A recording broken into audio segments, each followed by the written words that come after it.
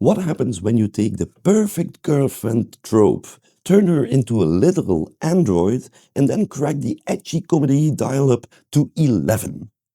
You get one of the most popular and weirdly wholesome subgenres in manga. But for every classic that everyone remembers, there are a dozen that just fade away. Today we're digging one of those series out of the archives.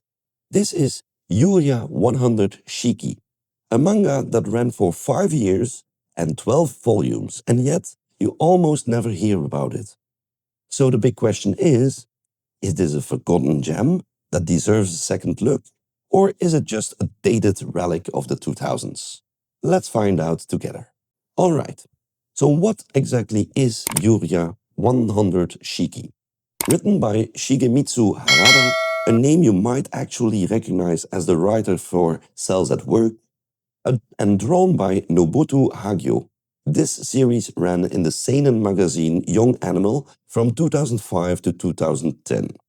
The story kicks off with our protagonist, Shunsuke Kubo. He's your classic early 2000s college student. He's broke, a little lonely, and generally unremarkable. One night, his life gets a major and very naked upgrade.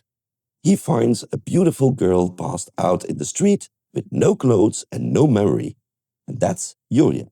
Shunsuke, being a decent guy, takes her in only to discover she's not human. She's a Type 100 android, a top-of-the-line, state-of-the-art sex doll. Yeah, she's escaped from her ridiculously wealthy and perverted creator, and now, through a series of misunderstandings, she's decided that Shunsuke is her new master. So the premise is simple. It's a chaotic, my girlfriend is secretly a robot sitcom. Shunsuke has to manage his daily life while trying to teach this super strong, socially clueless, and hilariously literal android how to be human, all while fending off other androids sent to bring her back. And you know what? When it works, it really works. My first big positive for this series is that it is genuinely funny. The comedy is pure slapstick and situational chaos. Yuria will take a simple request like make dinner and interpret it with military precision and zero common sense, usually resulting in a small explosion and a very flustered Shunsuke.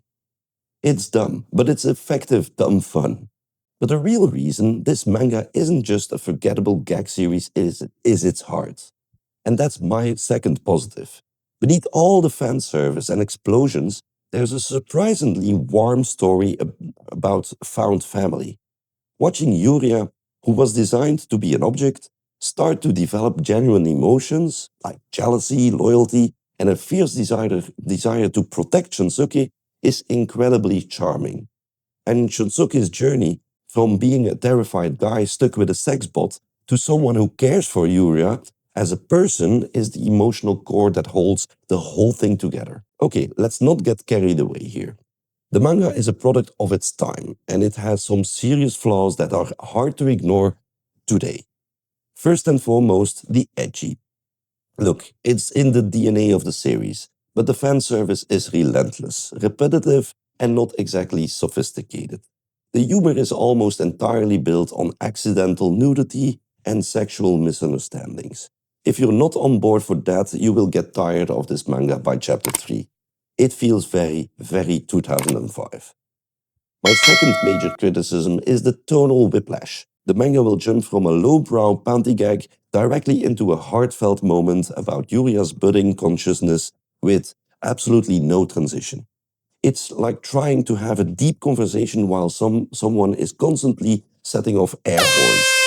It prevents the more serious themes from ever really landing with the weight they should. And finally, and this is a weird one, the plot. For a 12-volume series, the story can feel incredibly episodic. The main conflict with Yuria's creator often takes a backseat for long stretches of Android of the Week shenanigans. It makes you wonder where it's all going. And based on my research, the ending doesn't seem to have left a huge cultural footprint, which suggests it might have been either rushed or just is not that memorable. It's a story that's more about the journey than that satisfying destination. But I can't help but dig a little deeper, because you can't talk about a story like this without mentioning the elephant in the room. Chobits. Both series are about a regular guy finding an amnesiac, uniquely powerful android and exploring themes of love and technology. But where Chobits was more of a melancholic romance that asks deep questions, Yuria 100-shiki is its loud, crude, comedy-focused cousin. It asks the same questions. What does it mean to be human? Can a machine truly love? Is it real affection if the object of your love is programmed to please you? But Yuria 100-shiki is content to just ask these questions and then immediately distract you with a gag. It's less of a philosophical treatise and more of a thought experiment scribbled on a napkin during a wild party. It's not deep, but the fact that the questions are there at all gives it a little more substance than you'd expect. So after all that, is Yuria 100-shiki worth your time in 2025? My answer is a firm maybe. It really depends on who you are.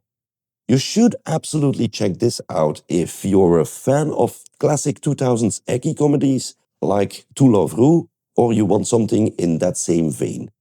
You're a manga historian who loves digging up these kind of forgotten series to see what the landscape was back then.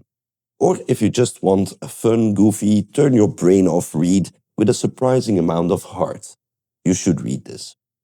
However, you should probably skip this one if you have zero patience for constant, in-your-face fan service. You're looking for a serious, thought-provoking sci-fi story about AI? That's not it.